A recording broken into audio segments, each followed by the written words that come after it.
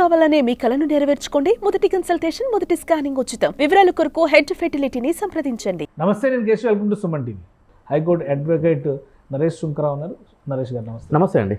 ఎంతవరకు legal possibilities ఉంటాయి సంధ్యా theatre లైసెన్స్ని రద్దు చేయడానికి? ఇన్సిడెంట్ జరిగింది, మరణం సంభవించింది, సో ఇవన్నీ ఉన్నాయి.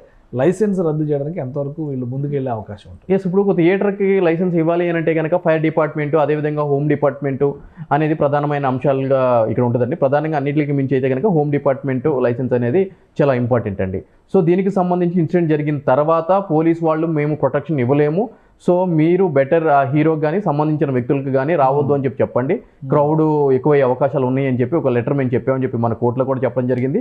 దానికి సంబంధించిన లెటర్ కూడా సోషల్ మీడియాలో వైరల్ అవుతున్న సంగతి మనందరికీ తెలిసిన విషయమే.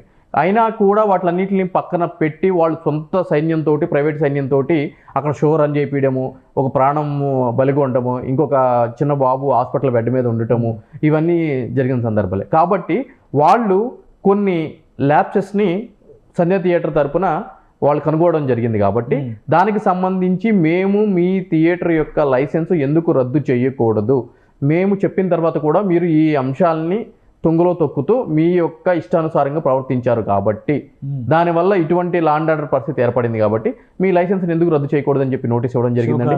షోకాజ్ నోటీస్ అండి. ఎందుకంటే కనుక ఆడి ఆల్టర్ ప్యాట్రమ్ అని అంటాము. ఏదైనా సరే ఒక యాక్షన్ తీసుకునే ముందు వాళ్ళకి ఒక నోటీస్ ఇచ్చి వాళ్ళ యొక్క ఎక్స్ప్లెనేషన్ విన్న తర్వాత ఏదైనా సరే చర్యలు చేపట్టాలి. కాబట్టి షోకాజ్ నోటీస్ ఇవ్వడం జరిగింది. షోకాజ్ నోటీస్ మీద వాళ్ళు ఆబ్వియస్లీ రిప్లై ఇస్తారండి. ఆ రిప్లైని కన్సిడర్ చేయొచ్చు, చేయకపోవచ్చు కూడా. సో ఈ యొక్క విషయంలో సంధ్యా థియేటర్ యొక్క లైసెన్స్ అయితే కనుక క్యాన్సిల్ చేస్తారండి, రద్దు చేసే అవకాశం ఉంది. అవును, చేస్తారండి. బట్ ఇది మరి చాలా ప్రెస్టీజియస్ అనేటువంటి అభిప్రాయం ఉంది కదా, ఇవేమి కన్సిడర్ చేయరా? ఈ 40 ఏళ్ల లెగసీ కానీ ఇవేమి అన్ని పక్కన పెట్టి ఇక ప్రభుత్వ థియేటర్ అన్నప్పుడు ప్రభుత్వం థియేటర్ ఎంత అండి? అంతే. అంటే ఎన్ని సంవత్సరాల ఇది ఉన్నా కూడా సో నిర్ణయం తీసుకోవడానికి అవకాశం ఉంది, ఎక్కువ శాతం అవకాశం ఉందండి. సో ఇక్కడ అల్లు అర్జున్ పరిస్థితి ఏంటి? అల్లు అర్జున్ గురించి ఇప్పుడు బెయిల్ రద్దు కోసం వెళ్ళారు, ఇంకా రెగ్యులర్ బెయిల్ కూడా రాలేదు. సో మళ్ళీ అక్కడ కౌంటర్ ఆర్గ్యుమెంట్స్, అలానే ఈ కొత్త కేసుని మళ్ళీ టేకప్ చేసేటువంటి పరిస్థితి ఉంటుంది. ఏమేమి పాసిబిలిటీస్ ఉండదు? అయితే ఇది ఫ్రైడే రోజు ఆర్డర్ రావడం జరిగిందండి. ఒకవేళ ప్రభుత్వం గనక ఈ యొక్క ఉత్తర్వులని ఛాలెంజ్ చేయాల్సిన పరిస్థితి వస్తే, ఒకవేళ ఆ విధంగా అని అనుకుంటే కనుక ఈరోజు బుధవారం అండి, ఇప్పటికీ ఆల్రెడీ డ్రాఫ్ట్ ప్రిపేర్ అయిపోయి ఎస్ఎల్పి కూడా అక్కడ ఫైల్ అయిపోయి ఉండాలి. ఇప్పుడు వరకు అయితే కనుక అటువంటి ప్రయత్నాలు అయితే కనుక ఏమీ జరగలేదు నాకు తెలిసి లీగల్గా. ఇక మీదట చెయ్యరు అని చెప్పి నేను అనట్లేదు. లీగల్ ఎస్పెక్ట్స్ తోటి వాళ్ళు ఒపీనియన్ తీసుకుని ఇక మీదట ఆ విధంగా చేయడానికి అయితే కనుక స్టేట్ గవర్నమెంట్కి ఆస్కారం ఉంది అండి.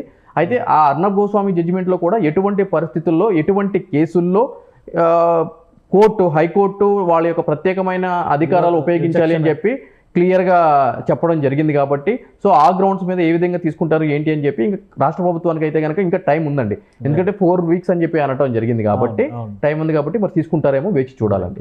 Thank you Naresh. ఇది special discussion. Keep watching. Suman టీవీలో మీ పర్సనల్ అండ్ బిజినెస్ ప్రమోషన్స్ కోసం కింది నెంబర్కి కాంటాక్ట్ చేయండి.